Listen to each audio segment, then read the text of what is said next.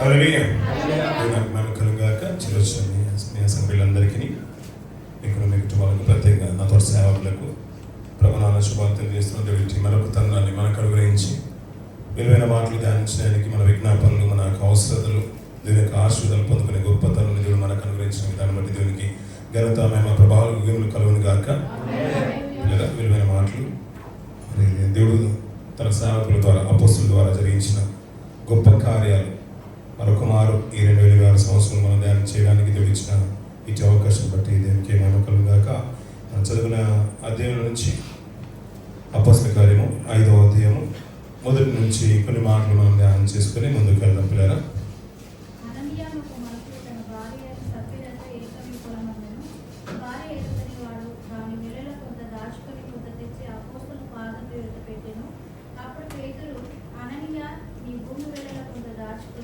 పరిశుద్ధాత్మ మోసపుచ్చుటకు స్వాతాను యుద్ధుని హృదయాన్ని ప్రేరేపించెను. అది నీ వద్ద ఉన్నప్పుడు నీదే కదా, అమ్మిన పిమ్మట అది నీ వశమై ఉండలేదా? ఎందుకు ఈ సంగతి నీ హృదయంలో ఉద్దేశించుకున్నావు? నీ మనుషులతో దేవునితోనే అబద్ధమాడుతున్నని వానితో చెప్పాను. అనని ఈ మాటలు వినుచుండి ప్రాణం విడువగా విడిన వారికి అందరికీ వీటిలో భయం కలిగింది. ఈ సందర్భంలో పిల్లరా మనం ఎక్కువగా ఒక కుటుంబం గురించి మాట్లాడుకోవాలన్నా దేవునికి అంటే ఇష్టమైన కుటుంబాలు చాలా ఉన్నాయి. ఆ ఇష్టమైన కుటుంబాలు కూడా పరిశుద్ధంలో మనకు సూచనలు దేవుడు పెట్టేశాడు. ఎక్కువగా మనం చిన్నప్పటి నుంచి వింటున్న మాటలు ఏంటంటే దేవుని మోసపుచ్చడం వల్ల ఈ అన్నయ్య కుటుంబం గురించి మనం ఎక్కువగా వింటూ ఉంటాం. ఎందుకు అననీయ ప్రస్తావన ఎందుకు తీసుకొచ్చాడు? పైన భాగంలో చాలామంది వారి యొక్క స్థిరాస్తులని చరాస్తులని అమ్మి అపోస్తుల పాదాల దగ్గర పెడుతున్నారంట. అంటే ఎంతమంది ఉండొచ్చు అంటే మన బిగినింగ్లో కొన్ని మాటలు మనం జ్ఞాపకం చేసుకున్నాం. మొదటి అధ్యాయంలో మనకు కనిపించే వాళ్ళలో చాలా మంది ఉన్నారు. అలాగే 2వ అధ్యాయంకి వచ్చేసరికి ఇంకెక్కువ మంది కనబడుతూ ఉంటారు. అక్కడ 120 మంది ఏకమైనట్టు కనబడుతూ ఉంటారు ప్రార్థించినప్పుడు మేడగదిలో. అలాగే పరిశుద్ధాత్మలో పొందుకునే తరుణం కంటే ముందుగా పేతురు గారు ప్రార్థించినప్పుడు కానీ వారితో పాటు వారు చీట్లు వేసిన విధానంలో 11 మంది ఉన్నాం. ఇంకొకరు అయితే బాగుంటుండే. 12 మంది అపోస్తలత్వం అంటేనే 12 మంది, అందులో ఒకరు కొద్దువైపోయారని ప్రార్థించినప్పుడుగా మనకు కనబడుతుంది. కాలక్రమేణా పెంతెకోస్తు పండుగ దిన అద్భుతం జరిగింది, మహాద్భుతం జరిగింది. ప్రపంచానికి అలాంటి అద్భుతం అంతవరకు జరిగి ఉండలేదు. నిజంగా చెప్పాలంటే యూదా జాతిలో చరిత్రలో అలాంటిది కనివిని ఎరగలేదు. ఎందుకంటే అందరి మీద వాక్శక్తి అంతవరకు వాలలేదు. అప్పుడప్పుడు ప్రవచించిన ప్రవక్తలు చాలా మంది ఉన్నవారు. సౌలు వారిని తరుముతూ ఉన్నప్పుడు, దావీదు గారిని తరుముతున్నప్పుడు సౌలు కూడా సమయం దగ్గరికి వచ్చినప్పుడు సౌలు కూడా ప్రవచించాడంట. సౌలు మీద కూడా వచ్చింది. అక్కడ ఎంతమంది అయితే వెళ్ళారో అందరి మీదకి వచ్చింది. కానీ వారు ప్రవచించిన విధానం వేరు. కానీ వీరేంటంటే అన్య భాషలతో మాట్లాడిన విధానం వేరు. ఇలాంటి అద్భుతము కనివిని ఎరగలేరు. ఇలా జరిగినప్పుడు అనేక మంది విశ్వసించారు. మొట్టమొదటి రక్షణ బంధువులు పురుషులు 3000 మంది అన్నారు. తర్వాత అనుదినము వారితో కలుసుకుంటున్నారంట. మళ్ళీ ప్రసంగం వచ్చినప్పటికీ 5000 మంది అన్నారు.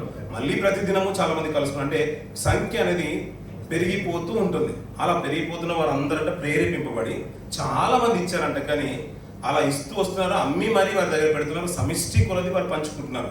ఇది నీకు అంతా ఎక్కువ ఉండాలి, నాకు తక్కువ ఉండాలని కాకుండా సమిష్టిగా పంచుకుంటున్నప్పుడు అంట దైవ కృప వారికి అత్యధికంగా ఉండడం బట్టి అంటే ఏది కూడా కొదవ కాలేదంట. ఈ మాట మనం విన్నాం. అందరు ఇచ్చినప్పుడు అందరి పేర్లు జ్ఞాపకం చేసుకోలేదు. తిరిగి మనం గతించిన వారంలో విన్న మాటల నుంచి చివరిగా బర్నబా గారి నుంచి పేరు ప్రస్తావన తీసుకొచ్చాడు.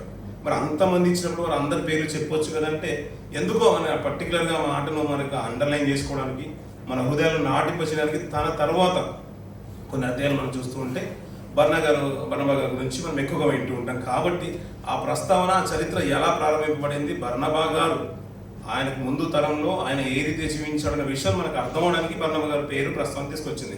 అతను ఏం చేశాడంటే తన పొలం అమ్మి తీసుకొని వచ్చి అపోస్తల పాదాల దగ్గర పెట్టినట్టుగా మనకు కనబడుతుంది. బర్నబా గారు అతని పేరు ప్రస్తావన తీసుకొచ్చాడు. చాలా మంది ఉన్నారు సంఘంలో, 8000 మంది అనుకోవచ్చు ఒకరు పురుషులు అనుకుంటే. వారు కాకుండా వారి కౌంట్ కాకుండా స్త్రీలు చాలా మంది ఉన్నారు. ఇంకా ప్రతిదినం చేర్చబడిన వారు చాలా మంది ఉన్నారు. అపోస్తులు ఉన్నారు.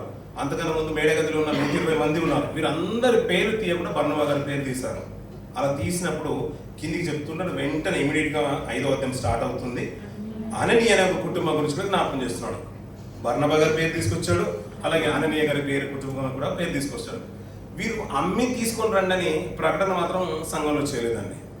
అప్పుడప్పుడు అనుకుంటాం కదా, ఏదైనా కావాలంటే మనం అమ్మి తీసుకొస్తామంటే దేవుడు ఏదైనా కానీ అది అమ్మి ఈ పని చేయమని అన్నాడు. అలాంటి అన్యాయస్తులు కానే కాదు. మీరు ఆలోచించండి పిల్లలు, మనుషులకే మంచి మనసు ఉందంటారు. మన కష్టంలో ఉన్నా అనుకోండి, నాకు ఒక కిడ్నీ ఫెయిల్ అయిపోయింది, లేకుంటే ఆ సిస్టర్కు మనకు గతించిన ప్రకటన విన్నాం. లేదు వాళ్ళు తీరా నాకు 2,000 అయిపోయాయి కాబట్టి నీకున్న 2 తీసుకొని వచ్చి నాకు పెట్టే నా భర్తను ఏ రోజు వేధించిన స్త్రీ కానే కాదు. ఒకటి ఇస్తే సరిపోతుంది అనుకుంటుంది. ఆ ఒక్కటి ఇవ్వడానికి కూడా మనసు రాలేదు కాబట్టి మనోడు పారిపోయాడు. అవును కదండి. ఇప్పుడు ఆమె ప్రకటన ఏంటంటే, లేదు మీకు 2 ఉన్నాయి కదా, మీరు 2 ఇచ్చేయండి, ఎలాగో మీది వయసు అయిపోయింది కదా, అమ్మ నాన్న మీది కాలం అయిపోయింది కదా, నాకు ఇచ్చేయండి అని ఏ రోజు తల్లి అనే మనసు కూతురుకున్నారంటే మనసు రాదు. ఎందుకంటే మనుషులకు మనకు కూడా మానవత్వం ఉంది. అవును కదండి. దేవుడు కూడా అలా అనుకోడు, నీకున్నదంతా పెట్టే అని. అంటే ఉద్దేశం ఏంటంటే, నాకు ఇచ్చేది నీకున్న దానికంటే విలువైంది ఉండాలి. శ్రేష్టమైనది ఏదైతే దాచుకుంటామో అది దేవుడికి ఇస్తే, ఆ రోజు బీద విధవరాలు చేసింది కూడా అంతే, ఈ బర్నబా చేసింది కూడా అంతే. అంతా పెట్టేసిన తర్వాత బర్నబా గారు మరి పరిచయం ఎలా చేయాలి, వాళ్ళ కుటుంబం ఎలా సాగాలి, అది అనుకోలేదు కాదు. అనేది అంతా తీసుకొచ్చి పెట్టిన తర్వాత వాళ్ళు సమిష్టిగా పంచుకున్నారంట. అందులో కూడా దేవుడు ఏం చేశాడు, మీరు పంచుకోండి, మీకంటూ కూడా ఉండాలి, పరిచర్య ముందుకు వెళ్ళాలి, రాజస్వార్త విస్తరింపబడాలి, దానికి కావాల్సిన నిధులు కావాలి, అదే కోరుకున్నాడు. అలా అందరూ ప్రేరేపింపబడినప్పుడు మనం కూడా అప్పుడప్పుడు చేస్తాం పిల్లలు. ఇప్పుడు ఎలా సింక్ అవుతుందో తెలియదు కానీ అప్పుడప్పుడు మనం అక్కడ ప్రకటన చేస్తూ ఉంటాం. ఇప్పుడు యానివర్సరీ వస్తుంది, మనం కూడా గతించే వారంలో కూడా ప్రకటన విన్నాం. అందరు ఇస్తారు, మంచి మనసుతో ఇస్తూ ఉంటారు. అందరు ఇచ్చినప్పుడు కొన్ని గుసగుసలు మనం వింటూ ఉంటాం బయటకు వచ్చిన తర్వాత. అంటే మేము ఇంత చేసామండి, సోదరు అన్న మాట జ్ఞాపకం వచ్చింది కూడా చెప్తున్నాను. అరే కేక్ ఇచ్చానండి, కనీసం మమ్మల్ని ముందుకు పిలవలేదండి, నా పేరు మా కుటుంబం గురించి ప్రార్థన చేయలేదండి, నేను ఎందుకు రావాలని వార్షికోత్సవం కాను అంటే ఇప్పుడు ఆ ఇచ్చినంత మాత్రాన్ని ముందుకు తీసుకురావాలండి. అంటే మన ఉద్దేశాలు ఎలా ఉంటాయంటే, మనుషులు చూడకపోతే ఏంటంటే దేవుడు చూస్తున్న నిరీక్షణ క్రైస్తవులకు ఉండాలి. ముందుగా మొట్టమొదటిగా క్రైస్తవులకు ఉండాల్సింది ఏంటంటే, మనుషుల కొరకు కాదు చేసేది, ఎవరి కొరకు చేస్తున్నాం అలాంటిది. సో ఈ అననీయక అనేది ఒక ప్రకటన అనేది సంఘంలో లేదు అంతవరకు. మీరు ఆస్తి అమ్మి ఇవ్వమని అందరు ఇస్తున్నారు కాబట్టి వీళ్ళు ఏమంటే వీళ్ళు కూడా ఆటోమేటిక్గా ప్రేరేపింపబడినప్పుడు వారికి భూమి మీరు అమ్మి ఇవ్వండి అని అనుకోలేదు. అపోస్తలులు కూడా కోరలేదు, వారు అమ్మారు. కొంత దాచుకునంట. అక్కడ ఒక మాట అన్నాడు, భార్య ఎరుకనే వాడు దానిని వేలలో కొంత దాచుకున్నాడు. అంటే భార్య ఎరుకనే అంటే తెలుసానా తెలియదనా? ఇప్పుడు మీరు 2 మాట్లాడు. అందుకనే ఆ మాట అర్థం అవడానికి 7వ వర్షంలో చివరి భాగం అంటారు పిల్లలు 3 గంటల సేపటికి. ఇప్పుడు ఇక్కడ మాట అన్నాడు, భార్య జరిగినది ఎరుగక అన్నాడు. అంటే ఎరుగక అంటే తెలియక. ఇప్పుడు అక్కడ పైన మాట ఎరుకనే అన్నాడు, తెలిసే కదండి. అంటే తన భార్యకి తెలుసు, భార్య భర్తలు ఇద్దరు మాట్లాడుకున్నారు. భార్య భర్తలు మాట్లాడుకొని వాడు దానిలో వెలలో కొంత దాచుకొని కొంత తెచ్చి అపోస్తల పాదం దేవుడు. ఇప్పుడు అపోస్తలు డిమాండ్ చేయట్లేదు, దేవుడు ప్రేరేపించిన విధానం అయితే పూర్తిగా తీసుకొని వచ్చేవాడు. అందరూ ఇస్తున్నారు కాబట్టి నేను ఇవ్వాలనుకునే ఆలోచన వరకు వచ్చింది. కానీ ఏమనుకున్నాను, వాళ్ళు కొంత దాచుకున్నారంటే కొంత తీసుకొని వచ్చి అక్కడ పెట్టారంట. అప్పుడు పేతురు గారు తీసుకొచ్చారు. చూడండి పిల్లల ప్రస్తావన. అననీయ, నీ భూమి వెలలో కొంత దాచుకొని పరిశుద్ధాత్మను మోసపుచ్చుటకు సాతాను ఎందుకు నీ హృదయమును. ఇప్పుడు అంతవరకు పిల్లల మొదటి అధ్యాయం నుంచి ఈ ప్రస్తావన వరకు సాతాను ప్రస్తావన తక్కువగా కనబడుతుంటుంది. అంతవరకు మన పరిశుద్ధాత్మ కార్యాలయం ఎక్కువ కనబడుతుంటాయి. అవును కదండి. సంఘము విస్తరిస్తుంది. మొట్టమొదటిగా ప్రభు వచ్చినప్పుడు ఏంటంటే, ఆయన 12 మందిని ఏర్పాటు చేసుకున్నాడు. ఆ తర్వాత ఆయన వెళ్ళిపోవడం, అనేక మంది చేర్చబడ్డారు. 120 మంది వరకు సంఖ్య పెరిగింది. సంఘము స్థిరపరచబడాలి కాబట్టి దేవుని యొక్క కార్యాలను ఎక్కువగా మనం చూస్తూ ఉంటాం. దేవుని కార్యాలు జరుగుతున్న చోట దురాత్మ కార్యాలు కూడా దానికి అగనిస్ట్గా జరుగుతూ ఉంటాయి. అవును కదండి. అది వాస్తవం. ఎలాగైతే దీంట్లో ఒక కల్పం లాంటిది, ఒక చెడు బీజాన్ని వేయడానికి అననీయ కుటుంబాన్ని ప్రేరేపించింది. దేవుడే ప్రేరేపిస్తే, పరిశుద్ధాత్మయే ఒకవేళ ప్రేరేపిస్తే ఆయన వేళలో మొత్తం తీసుకొని వచ్చి పెట్టేవాడు. ఆయన భార్యకు తెలిసి అంట కొంత ఉంచుకొని పెట్టేసాడు. పేతురు మాట ఏంటంటే, కొంత దాచుకొని పరిశుద్ధాత్మను మోసపుచ్చుటకు సాతాను ఎందుకు నీ హృదయమును ప్రేరేపించను. అది నీ యొద్ద ఉన్నప్పుడు నీదే కదా, అమ్మిన పిమ్మట అది నీ వశమై ఉండలేదా? ఎందుకు ఈ సంగతి నీ హృదయంలో ఉద్దేశించుకొంచున్నావు? నీవు మనుషులతో కాదు దేవునితోనే అబద్ధం ఆడితివని వానితో చెప్పెను. అననీయ ఈ మాట వినిచునే పడి ప్రాణములుగా వినిన వారికి అందరికీ మిగుల భయం పుట్టిన అన్న పిల్లలు. అంతవరకే 5వ అధ్యాయంలో వెళ్ళకంటే ముందుగానే మనకు కొన్ని మాటలు మనకు కనబడుతుంటాయి. వారిని ఖండితంగా ఆజ్ఞాపించేశారంట, మీరు యేసునామన ప్రార్థన చేయొద్దు, వాటి నామన బోధన చేయొద్దు అన్నారు. వారు మీ మాట వినడం ముఖ్యమా, దేవుని మాట వినట శ్రేష్టమని అడుగుతారు. పేతురు గారికి అంత ధైర్యం వచ్చేసింది. అలాంటి ఆయన ఇంత ఖండితంగా కొట్టి మమ్మల్ని హింసిస్తున్నారు కదా, అయ్యా వీరి నుంచి తప్పించు అని అనలేదు పేతురు గారి ప్రార్థనలో. ఆ మాట అద్భుతం అనిపించింది. గతించిన వారంలో సమయం లేక మనం చదువుకోలేదు. 4వ అధ్యాయం ఒక మాట చూడండి పిల్లలు. 4వ అధ్యాయం 29వ వచనం చూడండి పిల్లలు. ప్రభువా 4:29 ప్రభువా సమయమునందు ఈ సమయమందు వారి బెదిరింపులు చూసి రోగులను స్వస్థపరచుటకును పరిశుద్ధ సేవకుడైన యేసునామం ద్వారా సూచక సూచక క్రియలను మహత్కార్యములను చేయుటకును నీ చెయ్యి చాచుచుండగా నీ దాసులు బహుధైర్యముగా నీ వాక్యము బోధించినట్లుగా అనుగ్రహించము అని ప్రార్థన చేస్తున్నంట. ఆ మాట చూడండి పిల్లలు, మనకు ఏదైనా ఆటంకం వచ్చిందంటే బీజేపీ ప్రభుత్వం కానీ లేకుంటే వారు కానీ ఇవన్నీ మనం మాట్లాడుతాం. ఎలాంటిదైనా కానీ మన విశ్వాసం అందులో బలంగా ఉంటే బాగుండని అనుకోవాలి కదా, అంతే కదండి. ఇప్పుడు మనం ఆ ప్రార్థన కొన్ని అంటాం, ఇప్పుడు మోడీ గారు వెళ్ళిపోతే బాగుంటుందని. ఆల్మోస్ట్ 3 సార్లు వచ్చేసారు. ఇక మళ్ళీ నెక్స్ట్ టైం వచ్చినా ఆశ్చర్యపడాల్సిన అవసరం లేదు. వచ్చాడు అనుకోండి, మనం ఏం చేయగలుగుతాం? మన ప్రార్థన మాత్రమే చేయగలుగుతాం. అతను వచ్చినంత మాత్రం మన విశ్వాసం కోల్పోయి నా ప్రార్థన దేవాలను వినట్లేదని లోకంలో కలిసిపోతాం కాదు కదండి. మనం ఎలాంటి పరిస్థితుల్లో అయినా మన విశ్వాసాన్ని ఇంకా దృఢపరచుకోవడానికి మనం ఆసక్తి చూపాలి. అలా రీతిగానే మన విశ్వాసాన్ని కొనసాగించాలి. అలాంటి తరుణంలో ఇక్కడ మాట ఏంటంటే, నీ వద్ద ఉన్నప్పుడు నీదే కదా, అమ్మిన పిమ్మట కూడా నీదే. నువ్వు ఎంత ఇవ్వాలనుకున్నా అంత ఇస్తే సరిపోతుంది. కానీ పేరు ఎవరిది వచ్చిందంటే మేము అమ్మేసాము, అందరు ఇస్తున్నారు కాబట్టి మేము ఇచ్చేసాం, అంతే కదండి. అలాంటి స్వార్థమైన ఆలోచనలు ఎక్కువగా కనబడుతూ ఉంటాయి సమాజంలో. అలాంటప్పుడు మనమంట దేవునితో అబద్ధం ఆడుతున్నారంట వాళ్ళు, దేవునితోనే అబద్ధం ఆడుతారు. అందుకని మన కమిట్మెంట్స్ కానీ మన ప్రామిసెస్ కానీ దేవునితో ఒక నిబంధన చేసుకోవాలనుకోండి. మనుషులు కాదండి, మనం చాలా మటుకు మనం కానుకించామనుకోండి, ఎందుకు ఇవ్వాలండి, ఇవ్వద్దండి, వాళ్ళు సరిగా వాడుతున్నారో లేదో, ఇలాంటి ఆలోచనలన్నీ కూడా సమాజంలో ఉంటాయండి. అందుకని గతించే వాళ్ళకి మాట అన్నాను, సేవకుడు మనిషి ఉంటుంది, విశ్వాసకి విశ్వాసం ఉంటుంది. ఇప్పుడు చెడగొట్టే వాడికి చెడగొట్టే మనిషి ఉంటుంది. ఆ మంచి చేస్తున్నాడు ఎప్పుడు అనుకోదు పిల్లలు. నేను ఒక మాట అన్నాను గత సంవత్సరంలో కూడా ఒక మాట అన్నాను. ఎప్పుడైనా మనం ఇల్లు కట్టుకున్నాం అనుకోండి, ఇంటి దగ్గర ఇసుక వేస్తారు, సిమెంట్ వేస్తారు, స్టీల్ వేస్తారు, అంతేకాకుండా పక్కన ఇటుకలు కూడా పెడతారు. అప్పుడే మన చుట్టుపక్కల మంచి మాట ఉన్న వాళ్ళు అందరూ ఏం చేస్తారంటే, కొద్ది సిమెంట్ అవసరం ఉందని చిన్నది ఏదో తీసుకొని వచ్చి సిమెంట్ పట్టుకుని వెళ్తారు, స్టీల్ అవసరం ఉందని స్టీల్ పట్టుకుని వెళ్తారు. అక్కడ ఏదో కొద్ది బెండ్ అయిపోతే బాగుంటుంది, అది మరి పడిపోతుంది, కొద్దిగా ఇంత తీసుకుపోతే నీకేం తక్కువ అయిపోతుందా, నాకేం ఎక్కువ అవుతుందా అని పట్టుకున్నారు. ఆ ఇటుకలు కూడా తీసుకెళ్తారు, అప్పుడే పొయ్యి పెట్టుకుంటారు, లేదంటే ఏదో చేస్తూ ఉంటారు. అదే కూల్ చేసిన ఇల్లు అనుకోండి, అందులో నుంచి స్టీల్ తెచ్చుకుంటారా, ఇటుకలు తెచ్చుకుంటారా? ఎవరు తెచ్చుకోరు. ఒకటి కూల్చి వచ్చింది ఇక్కడ మనకు మేలు చేస్తుందని మనం ఎప్పుడు అనుకోవద్దు. అందుకనే మనం ఏదైతే ఉన్నామో, అందుకనే దేవుడు మాట కూడా ఏంటంటే పత్రికలు అంటూ ఉంటాడు, యోహాను రాసిన పత్రికలు యోహాను అద్భుతంగా రాస్తుంటాడు. ఆ ఆత్మ ఎట్టి ఆత్మను సూచిస్తుందో, ఎలాంటి ఆత్మనో వెంబడించే వరకు ఆలోచించాలంట, వినేటప్పుడు వాక్యం కూడా అలా ఉండాలంట. ఆ ఆత్మ బోధించే వారి మాట కానీ మన ఫాలోవర్స్ కానీ వాళ్ళు ఆలోచించుకోవాలంట, ఈ ఆత్మ ఏ రీతిగా నడుస్తుంది, మనం ఏ రీతిగా ఆత్మను వెంబడిస్తున్నాం. అది దైవికమైన ఆలోచన కలిగి ఉన్న ఆత్మైనా, అది ఒక దగ్గర కూల్చేసి వచ్చింది, అక్కడ కూల్చబడింది, అక్కడ నుంచి వచ్చింది ఇక్కడ కట్టేస్తానంటే అక్కడే మన బ్యాక్గ్రౌండ్ అంతా బాగాలేదు, ఆ టెస్ట్ మనీ బాగాలేదు. ఇప్పుడు వచ్చేసి మెయిల్ చేస్తారని మనం ఎలా అనుకుంటామండి? ఇప్పుడు ఉన్న ఇంట్లోనే మెయిల్ చేయనప్పుడు బయటనే పర్యావరణకు మెయిల్ చేస్తారని అనుకుంటే అది చెల్లుతుందా? అలాంటి నిర్ణయాలు కూడా మనం ఆలోచించుకోవాలి. ఎందుకనే ఇక్కడ ఉన్న మాట ఏంటంటే, మనుషులతో కాదు దేవునితోనే అబద్ధం ఆడుతుందంట. వారు ప్రార్థన చేస్తున్నప్పుడు అద్భుతమైన రీతిగా ఏంటంటే భూమి కంపించేసిందంట. నేను ప్రార్థన చేశాను, నా దేవుడు వినడానికి ఒక సైన్ సూచన ఎలా వచ్చిందంటే భూమి కంపించేసిందంట. అంటే భూమి కంపిస్తుందంటే ఒక లోకంలో ఆకాశం ఎంతో పెద్దది, భూమి చాలా చిన్నది. అలాంటిది అంతటి పై ఆకాశంలో దేవుడు కనిపించిన లోకంలో ఉంటూ కింద భూమిలో చిన్న ఒక గ్రహం. అలాంటి ఇక్కడ ఆ యెరూషలేము పరిసర ప్రాంతంలో జనులు ప్రార్థన చేస్తేనంట వారి ప్రార్థన విని ఎక్కడో ఉన్న దేవుడు దానికి ఆనవాళ్ళు పంపిస్తున్నాడు. నేను విన్నాను, మీతోనే ఉన్నాననే మాట రుజువు చేస్తూ ఉంటే వారికి ఎంత ధైర్యం ఉంటుంది, ప్రజలు భయం పుట్టుకుందంట. అలాంటి టైంలో ఇప్పుడు ఎలా ఉండాలి? ప్రతి ఒక్క నిర్ణయం, ప్రతి ఒక్క అడుగు అందరు ఇస్తున్నారు కాబట్టి నేను కూడా ఇస్తాను, మంచి హృదయంతోనే ఇస్తాను, నాకు లేకపోయినా పర్లేదని ముందుకు వచ్చిన వారు చాలా మంది ఉన్నారు. అలా తప్పుడు ఆలోచనతో వచ్చినప్పుడు వీరు ఉన్నారు కాబట్టి వారు కలిసి మోసం చేశారు కాబట్టి వెంటనే దేవుని మోసం చేశారనే ఉద్దేశం అక్కడ పేతురు చెప్తూ కిందికన్న మాట ఏంటంటే, అననీయ ఈ మాటలు వినిచూనే పడి ప్రాణం విడుగా విన్నవారు అందరికీ మీకులా భయం కలిగేను అని పరశువుని తీసుకుని వెళ్ళిపోయారు, సమాధి చేశారు. కిందికి వస్తూ ఉంటే ఇంచుమించు 3 గంటల సేపటి గంట వారి భార్య ఎరుగకనే లోపలికి వచ్చినట్టు, తన భర్త చనిపోయిన విషయం తన భార్యకు తెలియదు.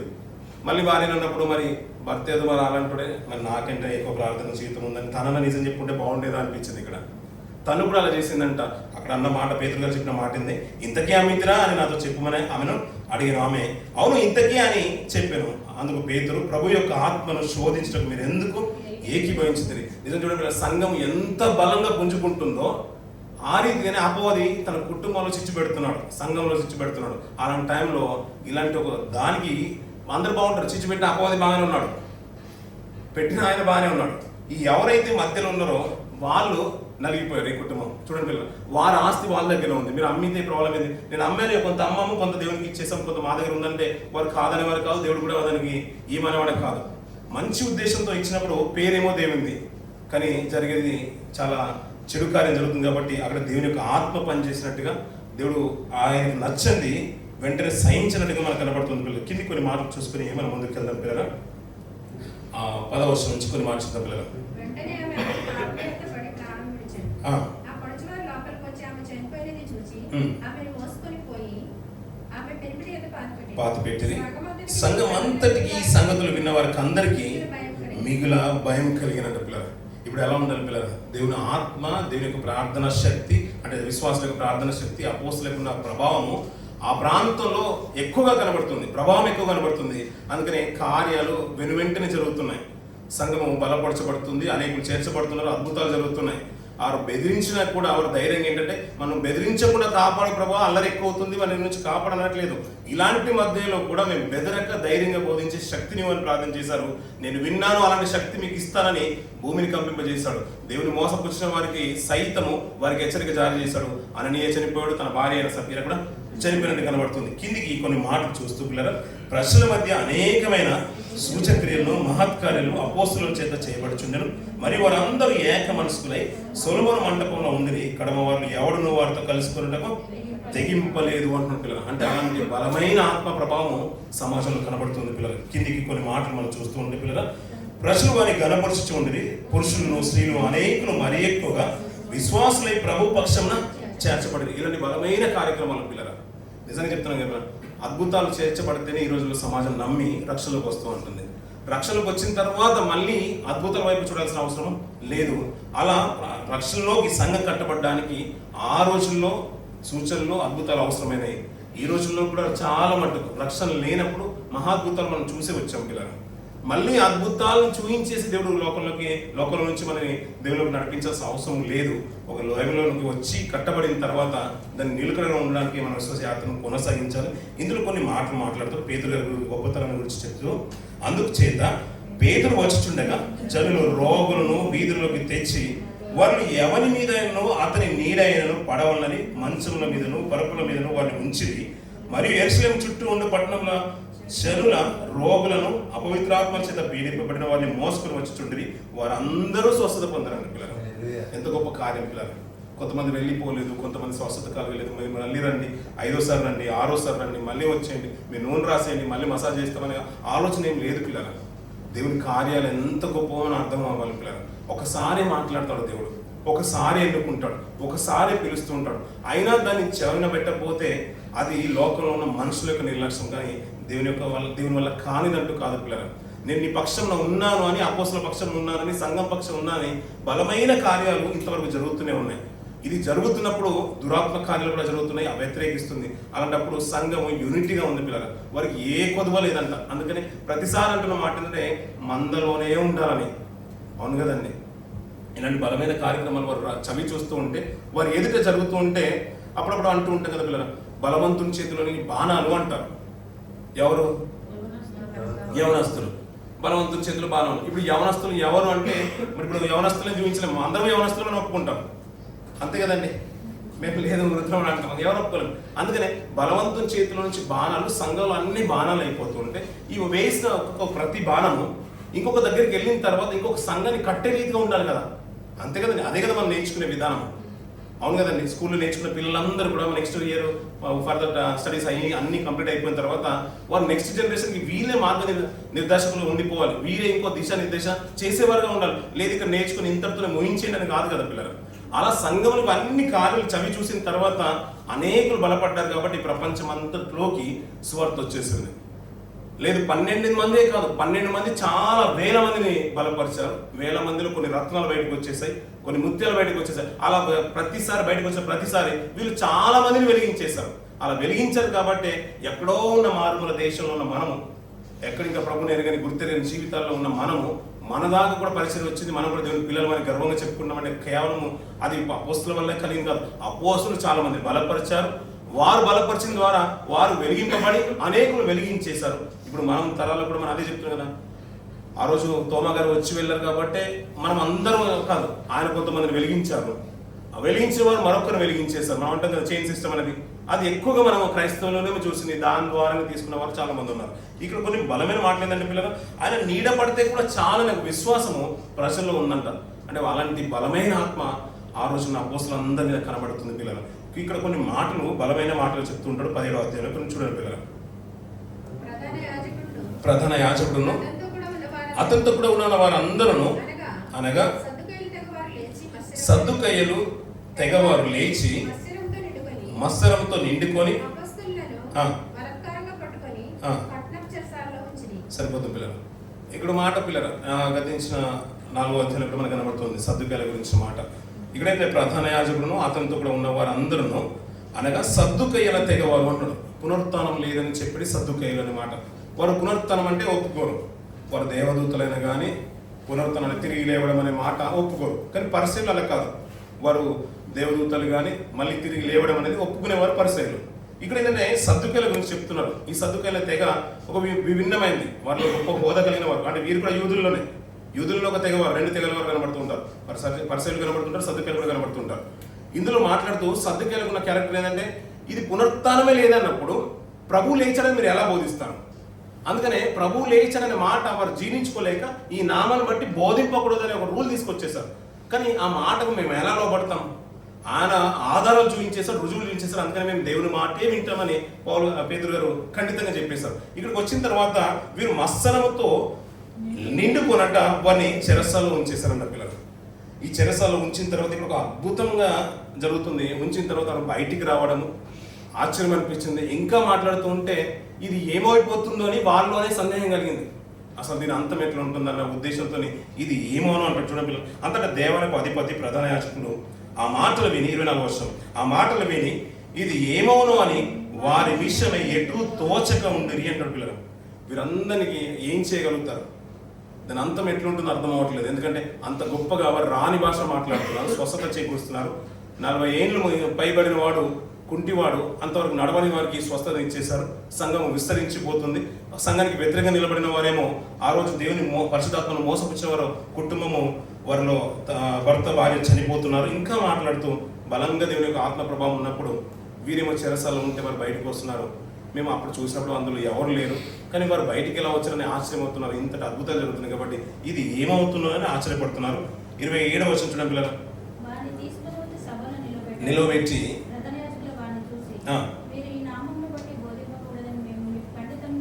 ఆజ్ఞాపింపలేదా? మీ బోధతో నింపి ఈ మనిషిని హత్య మా మీదికి తేవాలని అక్కడ చూడండి. మన మాటి మాటికి మనం కదా గతించిన పేతురు గారి ప్రసంగం అంతట్లో గతించిన అధ్యాయాలన్నింటిలో కూడా మనం చూసినా కానీ మనకు గుర్తొచ్చే మన మీరే చంపారన్న ప్రస్తావన వచ్చేసింది. వీరు కూడా ఏంటంటే మేము చంపడం ఏంటి? ప్రతిసారి మేము చెప్పడం ఈ మనుషుల యొక్క హత్య అంటే ఆ రక్తము మా మీదకి తేవాలని మీరు ప్రయత్నం చేస్తున్నారు. ఈ బోధనంతా ప్రజలను నింపాలని ప్రయత్నం చేస్తున్నారని వారు జీర్ణించుకోవట్లేదు. ఈ మనుషుల యొక్క పేరును బట్టి ఈ నామమున మీరు బోధించొద్దని ఖండితంగా ఆజ్ఞాపించేసింది కదా. మళ్ళీ ఎందుకు ఈ పేరుని బట్టే మీరు చేస్తున్నారు, ఇలాంటి కార్యక్రమాలు చేస్తున్నారని వారు మహాసభకు తీసుకొచ్చేసారంట. ఈ మహాసభ అంటే మనకి ఇంకా ఈ మొదటి 2వ అధ్యాయం 3వ అధ్యాయం నుంచి ఇంకా మనకి ఎక్కువ కనబడుతుంటుంది.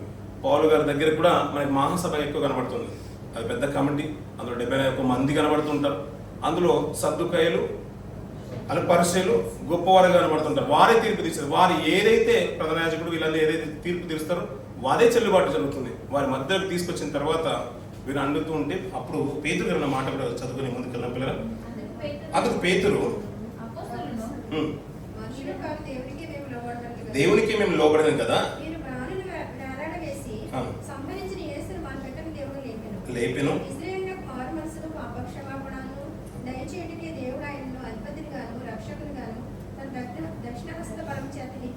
హెచ్చించి ఉన్నాడు. మేమును దేవుడు తనకు విధేయులైన వారికి అనుగ్రహించిన పరిశుద్ధాత్మయు ఈ సంగతులకు సాక్ష్యము అని చెప్తున్నారు. అంతగా చెరసలో పెట్టినా, అంతగా హెచ్చించి మాట్లాడినా, వాళ్ళని హేళన చేసినా, మహాసభలకు ఈడ్చుకుని వచ్చినా, ఇవన్నీ చేసినా కూడా పేతురు గారి ధైర్యం కానీ అపోస్తలుల ధైర్యం కానీ తగ్గిపోవట్లేదు. భయపడిపోవట్లేదు సమాజం ఎదుట. ఎందుకంటే అంతకంటే గొప్ప బలమైన కార్యాలు వారి జీవితంలో చూస్తున్నారు. పరిశుద్ధాత్మతో నిండుకొనిను అంటే మాటి మాటికి ఇక్కడ నుంచి మనకి ఎక్కువ కనబడుతూ ఉంటుంది.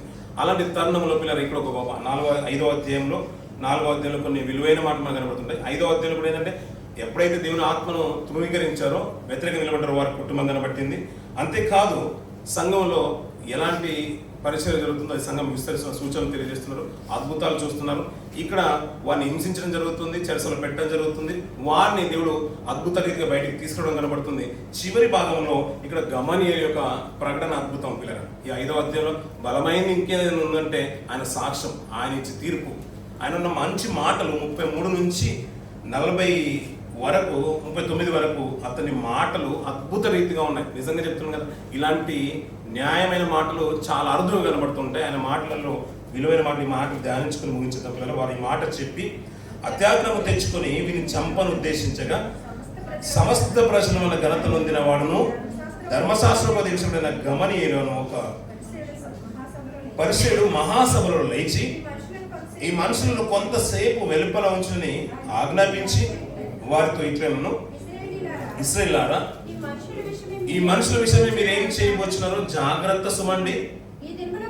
ఈ దినములకు మునుపు దూత లేచి ఇప్పుడు మార్చిన పిల్ల ఈ 2 పేర్లు ఇక్కడ 2 ప్రస్తావనలు కనబడుతున్నాయి. దూత కనబడుతుంటారు, ఇంకా ఆ దూత అదే గమనీయులు ప్రధాన యాజకుడు అండి. ఇక్కడ వ్యతిరేకంగా నిలబడిన వాళ్ళు దూత కనబడుతుంటాడు, ఇంకా మాట్లాడుతూ యూదా అనే ఒక వ్యక్తి కూడా కనబడుతుంటారు. అందుకనే చాలా మట్టుకు ప్రజలు ఏంటంటే పేతురు కానీ మీ కడమ అపోస్తులు కానీ వారికి ఉన్న నిరీక్షణ ఏంటంటే దూత నిలబడినట్టుగా, ఒక వర్గాన్ని నిలబెట్టినట్టుగా. అలాగే ఈ గలిలయవాడైన యూదా నిలబడినట్టుగా మన ప్రభువైన యేసుక్రీస్తు వారు కూడా అలాగే నిలబడతాడేమో, అతనికంటూ ఒక రాజ్యాన్ని ఏర్పాటు చేసుకున్నాడేమో భూమి మీద. అందుకని మాకు కూడా స్థానాలు కావాలి, మాకు కూడా ఒక అధికారం కావాలని వెంబడించే వాళ్ళు చాలా మంది ఉన్నారు.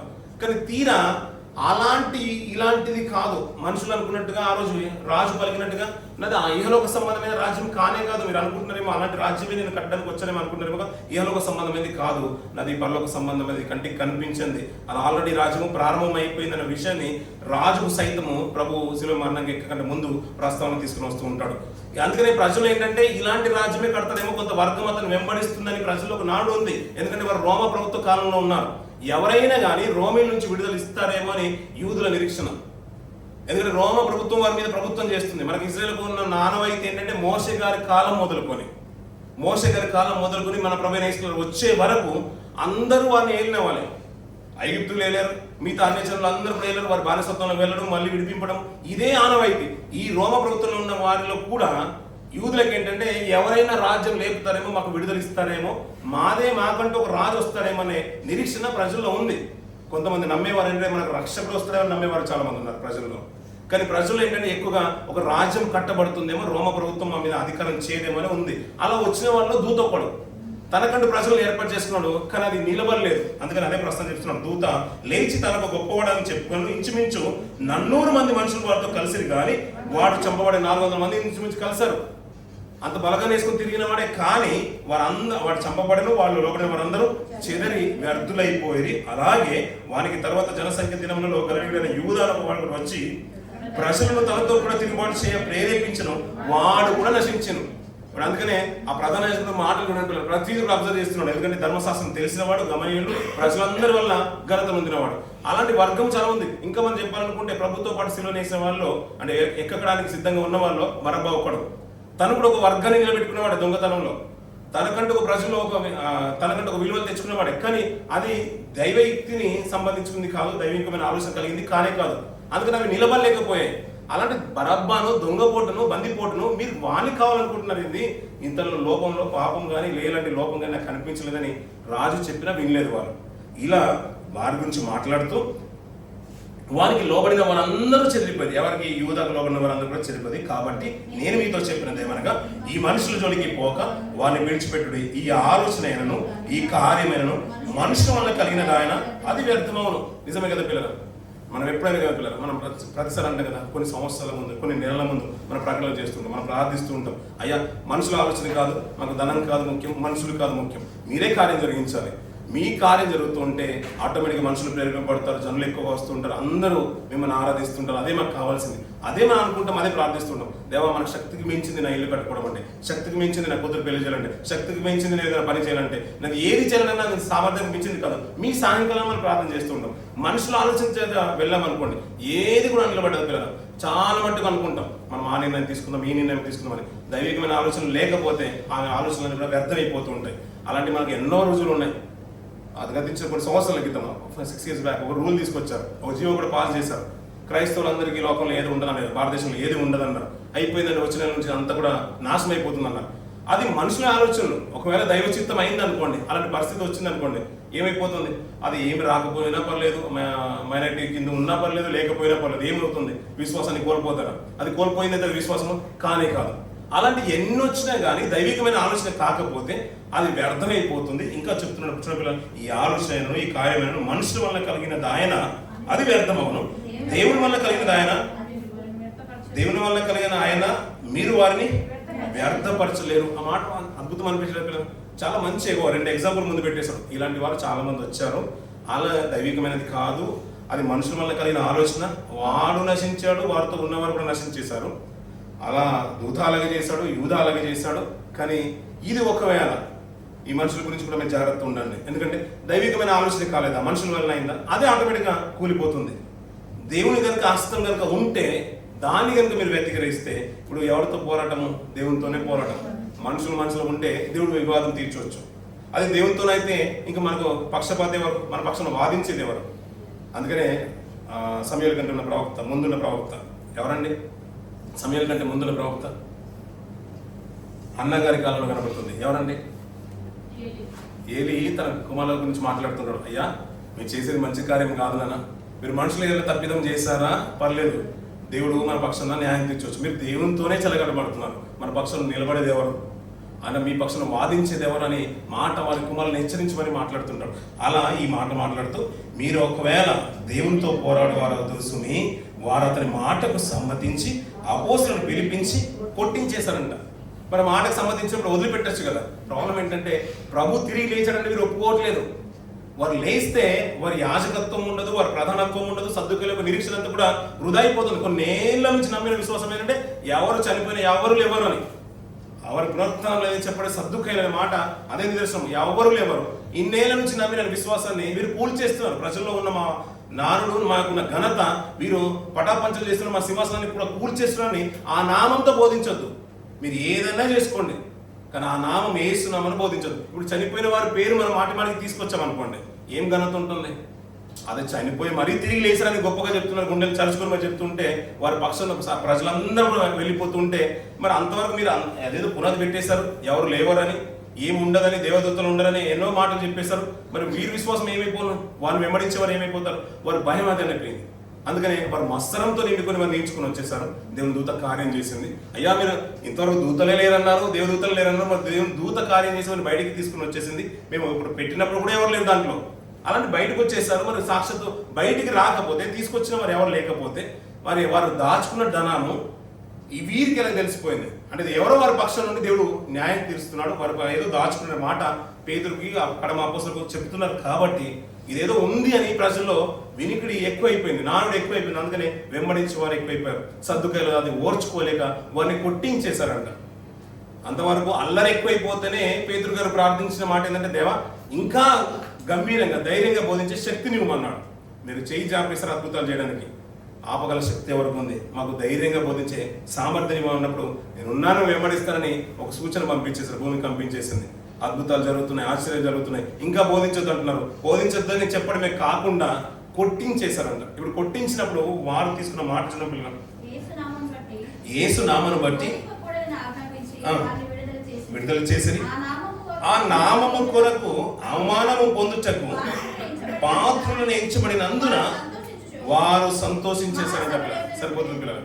మీకు మాట మనకు ఎక్కువగా తెలుసు. ఇంట్లోనంట మనకు సంతోషం కలిగిందా ఏం చేయాలంట? పాటలు పాడాలంట. కీర్తన మన యాకోబు రాసిన మాట మనకు బాగా తెలుసు కదా. సంతోషం కలిగితే ఏం చేయాలి?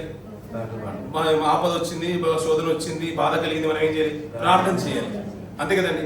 ఈ అపోస్తలుల చరిత్ర అంతా చూడండి పిల్లలు. వాళ్ళని ఎప్పుడు కూడా ఆగనిస్ట్గానే ఉంటుంది. ఎప్పుడు పాటలు పాడతారంటే, పౌలు శీలను చెరసలో పెట్టిన తర్వాత వాళ్ళు బాగా కొట్టిన తర్వాత కాళ్ళకు బొండ వేసిన తర్వాత బొండ ఏదో తెలుసు కదా, మన ఎద్దులో పెట్టేవాళ్ళు, ఏనుగు వాళ్ళలో పెట్టేవారు. అంటే ఒక మోర్ దెన్ 1 స్టెప్ కంటే ఎక్కువ పెట్టలేరు వాళ్ళు. అంత కాళ్ళు బొండ వేసి విపరీతంగా కొట్టిన తర్వాత పౌలు శీలలు రాత్రులు పాటలు పాడేవారు.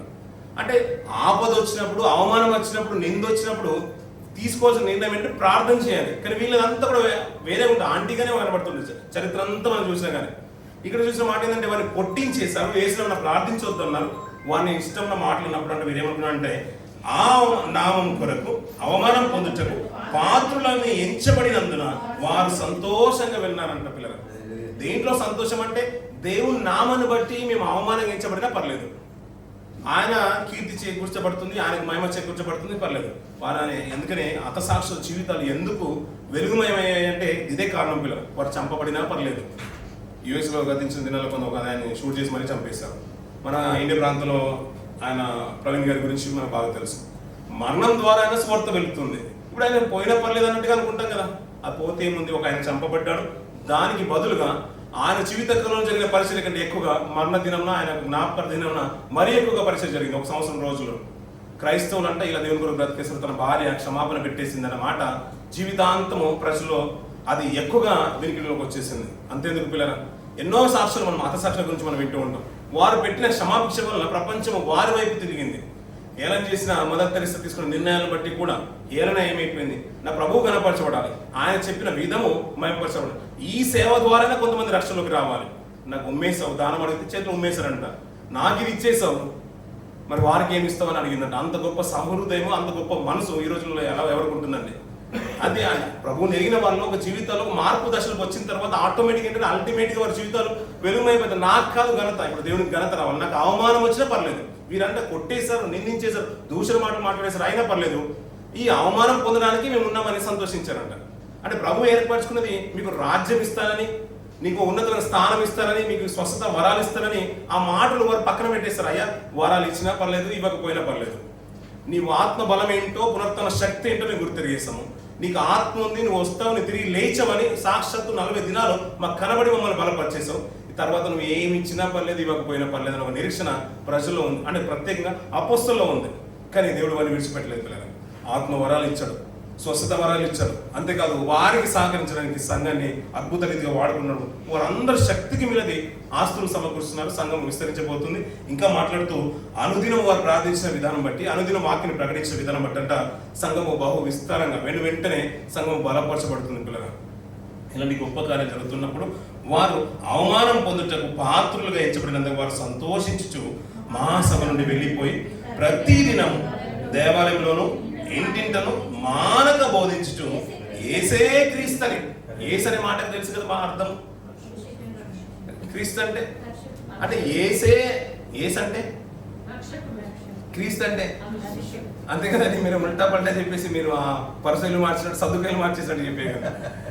ఆయనే క్రీస్తు, ఇంక ఈ ప్రపంచంలో ఏదంటూ లేదు. వచ్చేవారు ఎవరైనా ఉండంటే అభిషక్తుడు, ఆయన తప్ప వేరేది లేదు. ఎందుకంటే మీరు ఆజ్ఞాపింపొద్దని ఎంత ఖండితంగా చెప్తున్నారో అంత ఎక్కువైపోతుంది. మనం చాలా మట్టుకు కోవిడ్ టైంలో ముంచేస్తున్నాం. చాలా మట్టుకు మన కోవిడ్ టైంలో మనం ఉన్నాం. చాలా మట్టుకు ఏమంటే ఇది క్రైస్తవులు అంటే మనకన్న మాటలు, మనం ఎక్కువగా విన్న మాటలు. మీరు ప్రార్థిస్తే అన్ని జరుగుతుంది, అది జరుగుతుంది, ఇది జరుగుతుంది, కోవిడ్ని ఆపలేదు అన్నారు. ఏదైతే ఆపలేదు కానీ వారు సావాసాలు అయితే మానుకున్నారని, ఆలయాలు లేవండి, మైక్ సెట్లు లేవండి, సౌండ్ సిస్టమ్ లేదని ఈ మధ్య కాలం గతించిన 2 రోజుల నుంచి క్రిస్టియన్ కాంగ్రిగేషన్స్లో కానీ, చర్చ్లో కానీ, ఆలయాలు కానీ సౌండ్ పొల్యూషన్ ఎక్కువ అవుతుంది. దాన్ని మానిపించడానికి శత విధాల ప్రయత్నం చేసిన వారిలో త్రిపుల్గా 6 గారు ఒకరు తెలుసు కదండి, వింటున్నారు ఆయన గురించి. ఎక్కువైతుంది, కానీ దానికి వ్యతిరేకంగా, దానికి అగనిస్ట్గా ఇంకా విస్తరిస్తుందనే విషయము ప్రపంచం గుర్తెరగడానికి చాలా సంవత్సరాలు పడుతుంది. నాడు అదే జరిగింది, నేడు జరుగుతుంది. కోవిడ్ టైంలో మనం అనుకునేది ఒక ఆలయం మూతపడిందని అనుకున్నారు, అంతే కదండి. మన ఫుజులో సంఘం ఉంది, తెలుగు సంఘం ఒకటి ఉంది, అది మూతపడింది అనుకుంది. కానీ ఆ రోజు చర్చికి రాలేమేమో, ఈ రోజు ఈ సావాసానికి రాలేమేమో. కానీ ఏ రోజు సావాసం మానుకున్న జీవితాలు క్రైస్తవ జీవితాలు కావు, అవును కదండి. కొంత క్లిష్టమైన పరిస్థితి వచ్చినప్పుడు ప్రపంచం అంతట్లో కుటుంబంలో కూడా ఆరాధన జరిగాయి, అవును కదండి. వారేమో ఏసే క్రీస్తు అని ప్రకటింపదు, ఆ నామం బోధింపకూడదని వారు ఎంత ఖండితంగా చెప్పారో, కొట్టి చెప్పారు, అవమానించి చెప్పేశారు, చెరసలో వేసి మరి చెప్పేశారు. వీరు మాత్రం అదే ఖండితంగా ఎంతైతే స్పీడ్గా వెళ్తుందో, ఎంతైతే వ్యతిరేకత వస్తుందో అంతే బలంగా వీరు వాక్యాన్ని ప్రకటిస్తారు. ప్రతిదినము దేవాలయంకి వెళ్తున్నారు, ప్రతిదినం ఇంటింట ప్రార్థన చేస్తున్నారు, వాక్యాన్ని బోధిస్తున్నారు, సంఘము కట్టబడుతున్నారు పిల్లలు. అంటే అంత గొప్ప విశ్వాసం వాళ్ళు ఏం చూస్తుంటారు పిల్లలు. మీరు ఒక మాటలో చెప్పండి, మీకేమంత వచ్చింది. అంత ప్రభుత్వం వ్యతిరేకమైపోయింది. ప్రధాన యాజకులు అంటే వారు రోమ ప్రభుత్వానికి సంబంధించిన వారు కానే కాదు, యూద మతానికి సంబంధించిన వారు, వారి జాతి వారే వ్యతిరేకమైపోయారు. అందులో ఒక మంచి హోదాలు ఉన్న వారు కూడా వ్యతిరేకంగా మాట్లాడుతున్నారు, వారిని కొట్టిస్తున్నారు. అంటే వారి మనుషులను కొట్టిస్తున్నారు, వారి కుటుంబీకులు వారిని కొట్టిస్తున్నారు, అపోస్తులను వారిని కొట్టిస్తున్నారు. ఈ నామను బోధించొద్దంటే చెరసల్లో వారిని పెడుతున్నారు. అయినా కూడా మీరు బోధిస్తున్నారంటే వారికి ఏం రుచి చూసి ఉండొచ్చు, ఏం తెలుసుకుని ఉండాలి. మనం ఏదైనా కష్టం వచ్చింది అనుకోండి, ఏదైనా బాధ వచ్చేసింది అనుకోండి, మొట్టమొదటిగా మనం రక్షణ విడిచిపెట్టి లోపల కలిసిపోతాం పిల్లలు. అది మాత్రం వాస్తవం. అంటే మనం చాలా మట్టుకు ఇప్పుడు పరిస్థితులన్నీ బాగున్నాయి కాబట్టి మనం వస్తున్నామండి. రేపటి దిన ప్రభుత్వాలు చాలా అగనిస్ట్గా అయిపోయి సంఘానికి వ్యతిరేకంగా నిలబడ్డా కూడా సాహసం నిలబడాలి. ఒకవేళ ఆరాధించుకోవడానికి ఇలాంటి విశాలమైన స్థలం లేకపోయినా మన ప్రతి ఇంట్లో ఒక ఆరాధన స్థలాన్ని మనం ఏర్పాటు చేయాలి పిల్లలు. అదే కావాలనుకున్నాడు. ఎంత విపత్కరమైన పరిస్థితి కోవిడ్ టైంలో వచ్చినా ప్రతి ఇంట్లో ఒక దీపం వెలిగింది దేవుని కొరకు. ఎలాంటి స్థుతిదూపాలు ఎత్తిన స్థితిగతులు మనం చూసాం పిల్లలు. అదే నిదర్శనం క్రైస్తవ జీవితాలకు, అదే కావాల్సింది. దేవుడు ఏంటంటే ఇవన్నీ జరుగుతాయి, యుద్ధ వాతావరణం వస్తుంది, ఇవన్నీ పరిస్థితుల్లో వస్తుంటాయి. అలాంటి టైంలో నా కొరకు విశ్వాసం కలిగ బ్రతికే మనుషులు ఉన్నారని ఇవన్నీ కూడా దేవుడు చూస్తున్న విషయం మనం గుర్తెరగాలి పిల్లలు. అందు ఎంత ఖండితంగా వారు చెప్తే అంతే వ్యతిరేకంగా వీరు ప్రతి దినము దేవాలయకి వెళ్తున్నారంట. అదే దేవాలయం నుంచి ఈడ్చుకుని మరి వచ్చి మహాసభలు నిలబెడుతూ ఉంటే, అదే దేవాలయం నుంచి ఈడ్చుకుని వచ్చి చెరసాల్లో పెడుతూ ఉంటే, వీరు ప్రతి ఇంటిలోకి వెళ్తున్నారు, ప్రతి రోజు దేవాలయకి వెళ్తున్నారు, బోధిస్తున్నారు. సంఘము ఇంకా బలం పుంజుకుంటుంది. అయ్యా ఇంతకాలము సద్దుకాయలు చెప్పేదే మేము విన్నాం, ప్రధాన యాజకులు చెప్పేదే విన్నాం, వాటికంటే కూడా బలమైంది మీ క్రీస్తు. క్రీస్తే తప్ప ఈ లోకానికి అభిషక్తులు వచ్చేవారు ఎవరు లేరని మాట దానియేలు ప్రవచనం మొదలుకొని, అంతకుముందు మోషే గారి ప్రవచనం మొదలుకొని, అంతకుముందు ఇంకా చెప్పాలంటే బిలామ ప్రవచనం మొదలుకొని, ఇంకా ముందుకు వెళ్ళిపోతూ ఉంటే ఇంకా చెప్తున్నా అబ్రాహాం గారి ప్రవచనం కూడా మనకు బాగా తెలుసు, యాకోబు గారి ప్రవచనం కూడా బాగా తెలుసు. ఇంకా ముందుకు వెళ్తుంటే ఆదమ అవ్వల సందర్భంలో దేవుడు చెప్పిన మాట కూడా మనకు బాగా తెలుసు. అది మడమ మీద కొట్టిన మాట, ఆయన వస్తాడు అపవాది యొక్క తలను చితిక త్రొక్కునే మాట మనకు నేటికి సుపరిచితం, నేటిగా జ్ఞాపకం చేస్తాం. ఇవన్నిటికీ నిదర్శనం ఇదైనప్పుడు వారి యొక్క విశ్వాసం కూల్చబడుతుంది. సద్దుకుల యొక్క విశ్వాసం, ప్రభు యొక్క నామం హెచ్చింపబడుతుంది, ఘనత చేకూర్చబడుతుంది, సంఘము బలపరచబడుతుంది పిల్లల. వాటికి నిదర్శనంగానే ఈరోజు మన క్రైస్తవ జీవితాలు ఉన్నాయి పిల్లలు. మనం నేర్చుకున్నది, మన విశ్వాస జీవితంలో మనం అనుభవించింది, మనం పొందుకున్న మేలులు, మనం పొందుకున్న స్వస్థతలు, మన జీవితంలో పొందుకున్న ప్రతి ఆశీర్వాదము ఇంకొకరిని వెలిగించే రీతిగానే ఉండాలి, బలపరిచే రీతిగానే ఉండాలి. బలమైన పల్లెలు మనం అప్పుడప్పుడు అంటే ఆ మాట బాగా నన్ను ప్రేరేపిస్తుంది కాబట్టి చెప్తున్నాను. ఆ మాట సందర్భం వచ్చిన తర్వాత ఆ రోజు అయ్యా కొన్ని మాటలు చెప్పుకుంటే బాగుండేదేమో అనిపించింది. ఎందుకు అసంపూర్తిగా అయిపోయింది, కొన్ని మాటలు చెప్పుకుంటే బాగుండే, అయ్యో కొన్ని ఇంకా చెప్పుకుంటే ఏ టైం లేదు తమ్ముడు అంటే అయినా చెప్పుకుంటే బాగుండేదేమో అని నాకు అనిపించింది. బయటకు వచ్చిన తర్వాత సహోదరుడు అంటాడు, అవునండి మీకు ఇచ్చుంటే బాగుండేది వారికి వెళ్ళి సేవకుడు మనసు ఎలా ఉంటుంది. అవును సహోదరుడు చెప్పింది కరెక్ట్, నా సేవకులు నాతో సేవకులు మంచోళ్ళు కాదు, నాకు సమయం ఇవ్వలేదు అనుకుంటారు. బయట ఉన్న మాట చెప్పిందంటే అది అగనిస్ట్గా పాయింట్ అవుట్ చేసేవరకు వెళ్ళి నిజంగా నాకు ఆలోచన, నా మనసు సహోదరు మనసు ఇద్దరు ఏకమైనట్టుగా అనిపిస్తుంది. అందుకనే మనిషి యొక్క ఆలోచన విధానం ఎలా ఉండాలంటే ఆత్మ వల్ల కలిగిందా, మనిషి యొక్క ఆలోచన కలిగిందా మనం గుర్తెరగాలి. అందుకని సేవకుడు మనసు సేవకుడిలాగే ఆలోచించాలి. విశ్వాస మనసు అంటే నేను పొందుకున్న ఆశీర్వాదాలు పొందుకున్నాను కానీ నేను రక్షణ పొందుకున్నాను, నా సేవకుడు నా తోటి విశ్వాసం కూడా ఆశీర్వాదాలు పొందుకోవాలి. నేను ఎందుకు ఎదుటివన్నీ చెరుపుతాను, నేను ఎందుకు వాడిని కలుషితం చేస్తాను వాడి విశ్వాసాన్ని. అందుకని చిన్న చిన్న మాటను బట్టి మాంసం విషయంలో మాట వస్తేనే మాంసం మానేయమన్నాడు పౌలు గారు స్టేట్మెంట్. వాడు తినకూడని మాంసం తినడం అనుకుంటున్నాడా, అది కలుషితం అయిపోతుంది, మాంసం తినడం నేరం అంటున్నాడా, అది మంచిది కాదు, అన్యులతో బుధించొద్దు అంటున్నా, అలాంటి వాటితో మాంసం నేను తినని చెప్పి అన్నప్పుడు అయ్యా చిన్న మాట విషయంలో నేను ఇంక ఎదుటివాడిని నేను ఎందుకు కలత పంచుతాను, అదే అలాంటి సేవకుడు యొక్క మనసు నేను ఎందుకు కలుషితం చేస్తాను. ఆ మాటను బట్టి ఎంత దానివల్ల ఏమైపోతుంది, దైవ కార్యము పాడైపోతుంది. అంతే కదండి. ఇప్పుడు అల్టిమేట్గా ఏమైపోతుంది, జరగాల్సిన పని జరగదు, దానివల్ల నష్టపోయేది మనమేనా, దానివల్ల ఎవరికి నష్టం, దేవునికి కూడా జరుగుతుందా అంటే దేవుని క్రియలే ఏదైనా కానీ పిల్లల వారి నిందలు రాని, హింసలు రాని, కొట్టని ఏమన్నా కానీ మేము అవమానం పొందడానికే ఉన్నాము. దీన్ని బట్టి మేము సంతోషిస్తున్నాము, ఎందుకంటే దేవుని పని జరుగుతుంది కాబట్టి.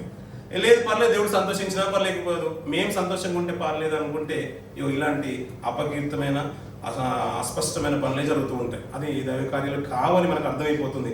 ఇలాంటివి నేను ఎందుకు ఒకటి అన్నారా, ఓడ్చుకుందాం, ఏ విషయం ఓడ్చుకుంటాం, బయటకు వచ్చి మనం మాట్లాడుకోవచ్చు. కానీ దైవికమైన స్థితిగతుల నుంచి ఆలయంలో పనిని పాడు చేసే స్థితిగతులకు మనం వెళ్ళొద్దు.